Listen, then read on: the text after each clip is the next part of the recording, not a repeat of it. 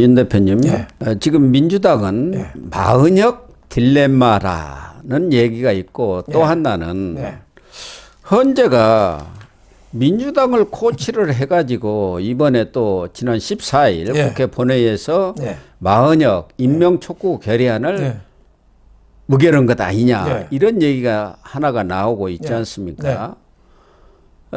지금 우원식 국회의장이 권한쟁의 심판을 청구를 했는데 네. 그게 이제 법적 논란을 빚고 있는 거 아닙니까? 그렇죠.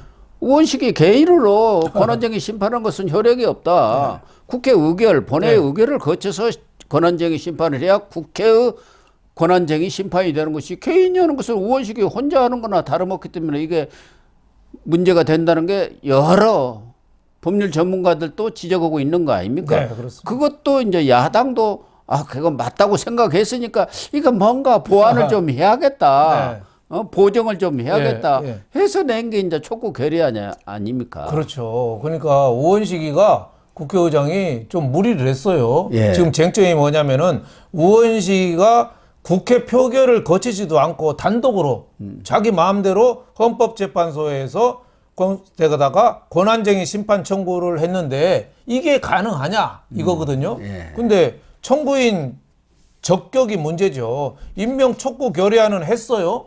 했지만은 그건 국회 표결도 또 거치지 않은 거죠. 그리고 또 시기도 문제입니다. 지난 10일 날 또 문영배가 이날 또 실수를 했습니다. 그러니까 네, 문영배가 실수가 아니에요. 네. 문영배는 안타까워서 이렇게 좀 보정을 해봐. 내가 알아서 처리를 해줄 너무 테니까. 속보이는 걸 한 거예요. 그 우원식 혼자 있는데 국회에서 다시 서류를 좀 보완해가지고 표결을 거치든지 해가지고 다시 해올 수 있느냐. 그러니까 국회 대리인이 좀 난감해하면서 한 2주 정도 걸린다고 그랬어요. 근데 민주당에서 잽싸게 14일 날 나흘 후에 이걸 의결을 국회 표결을 거치지 않았지만은 자기네끼리 의결해서 보내온 거죠.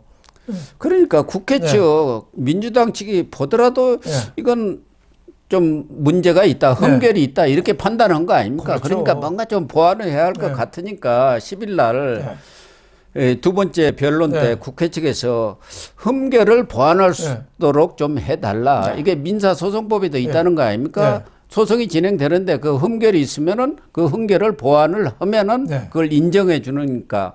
그러니까 문영배가 딱 또 이렇게 짜고 했는지 모르지만 짬짬이가 됐는지 모르지만 본회의 의결에 어느 정도 시간이 걸릴 것으로 예상하느냐 이렇게 물었어요. 묻기만 한 거예요. 맞습니다. 그게 힌트가 딱 된 거죠. 본회의 의결을 좀 거쳐보세요. 이런 뜻으로 딱 받아들인 거 아닙니까?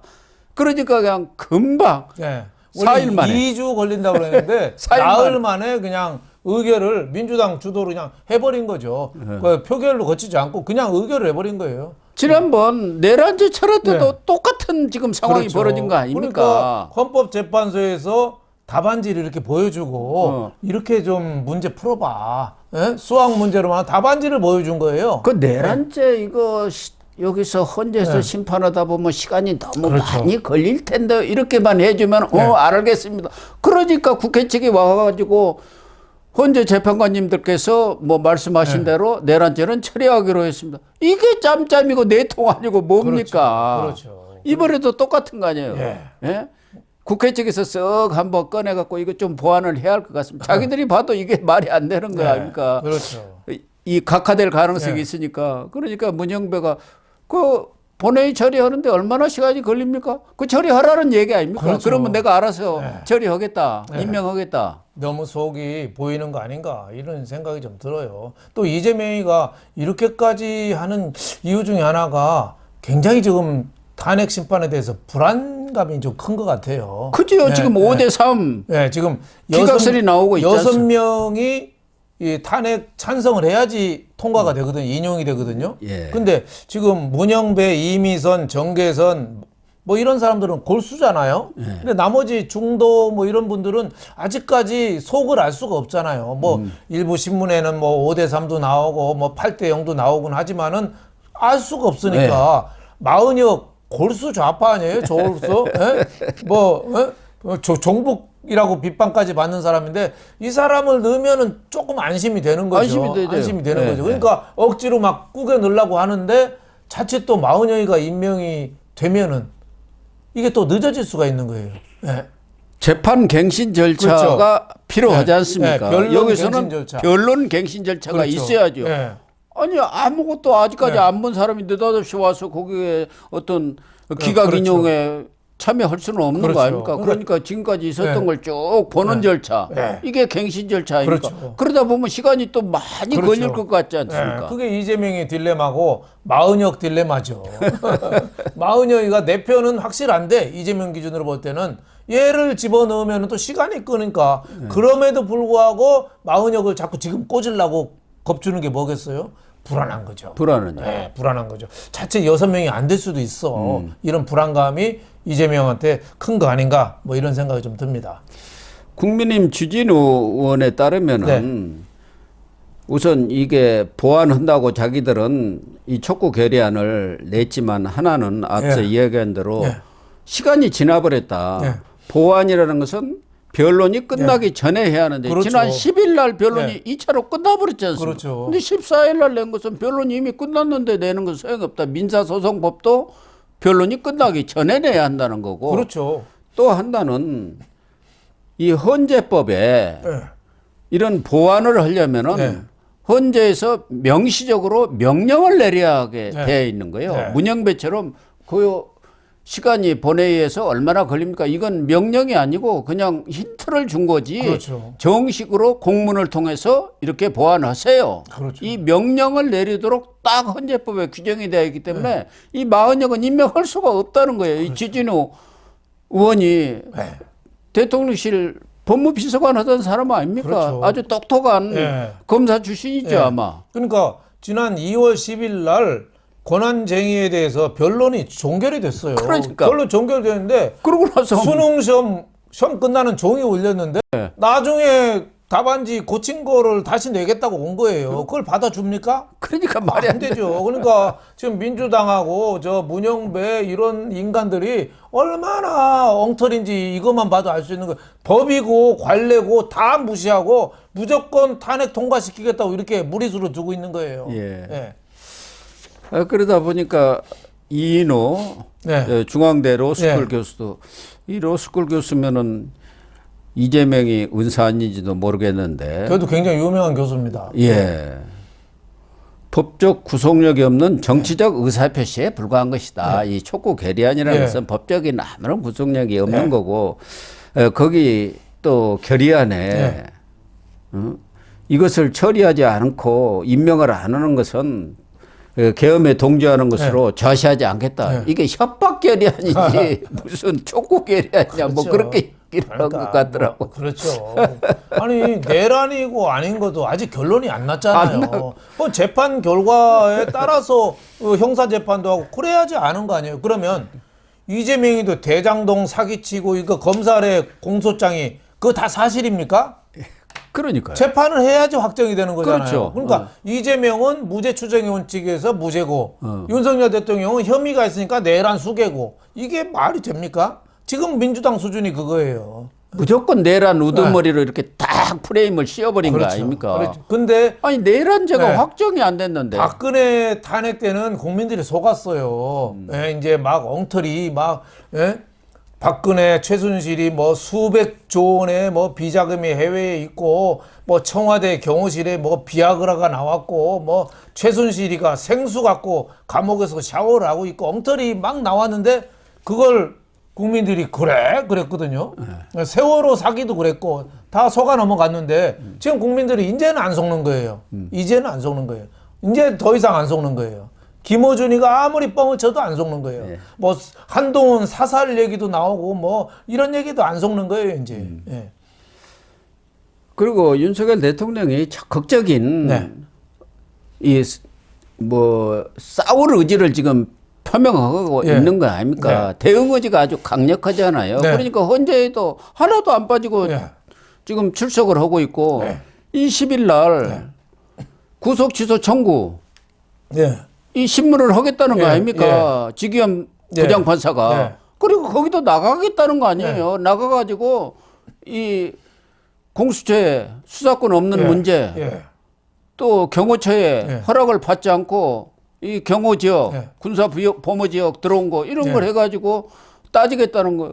경우에 따라서는 얼마든지 지금 50대 50이라고 전문가들도 얘기하고 있는데 그 판사의 판단에 따라서 이게 전례도 없고 그러니까 석방이 될 수가 있습니다. 20일 날. 그렇죠. 20일 날 굉장히 중요한 날입니다. 서울중앙지법 형사 25부 조기현 판사가 지기현. 그날 지기현 판사가 공판 준비 기일이고 또 하나는 구속 취소 청구에 대해서 신문을 해요. 근데 윤석열 대통령이 구속한 사안에 대해서 이게 무리한 건이 많거든요. 공수처가 수사권이 없는데 했고 또 그때 경호처 승인도 받지 않고 그 뭐 경비단 서류 위조해가지고 뭐 하고 여러 가지가 많아요. 이런 거를 갖고 판단을 하는 날인데 헌법재판소 이 그 오후에 또 나오라. 어중이 떠중이 사오정 바보가 그날 헌법재판소 증인신문 하겠다는 거예요. 이게 말이 됩니까? 천하의 바보들이죠. 서울중앙지검에서는 벌써 날짜를 20일 날 결정을 했습니다. 그러니까 헌법재판소에서 이 바보 중에 상바본 거예요. 거기는 대본에 없는 거죠. TF들이 그것까지는 그렇죠. 생각을 안 한 생각 거예요. 안 한 거죠. 대본에 없으니까 20일 날로 정했는데 그게 방어권의 문제도 있으려니와 어떻게 오전에 그렇게 중요한 재판을 하는데 오후에 또 나와가지고 그거를 준비하는 것만도 얼마입니까? 그 방법은 있죠. 옛날에 고 박사님 방송사 많이 출연할 때 오토바이 타고 방송사 이동하셨잖아요.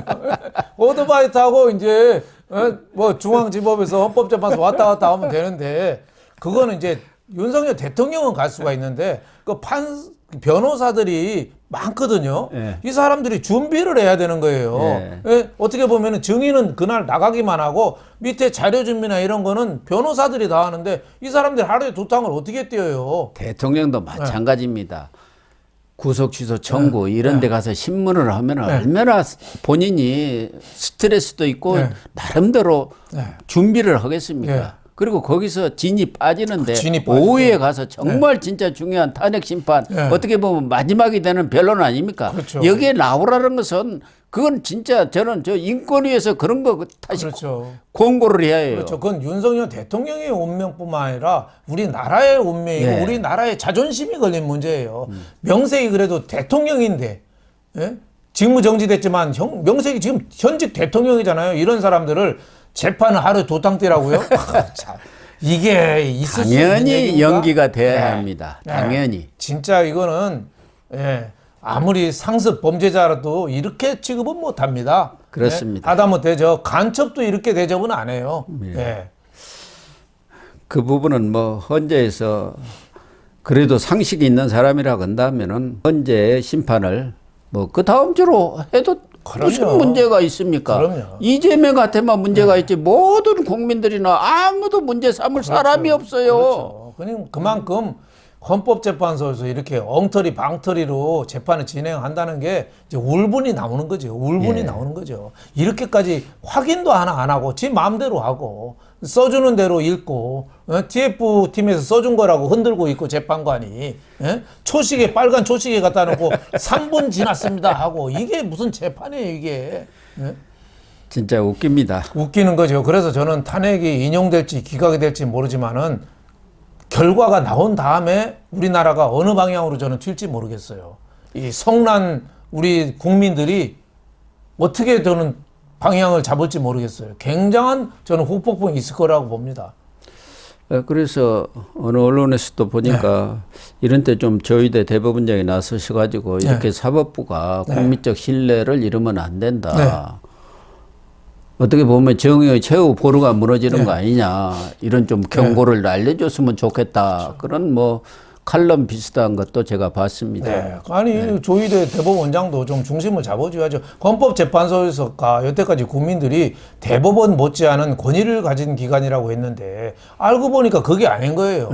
다 좌파니 운동권이니 다 뇌물하고 관련되고 다들 그런 끼리끼리 정당 추천받고 해서 헌법재판관 임명이 되는데 이 사람들이 단심으로 한 판에 결정을 하는 거예요. 그러니까 법리고 뭐고 없이 저렇게 문영배라는 하여튼 수준 낮은 저렇게 법관이 주도하는 게 국민들이 볼 때는 우리 국격하고는 안 맞는다고 보는 거죠. 그렇죠. 예.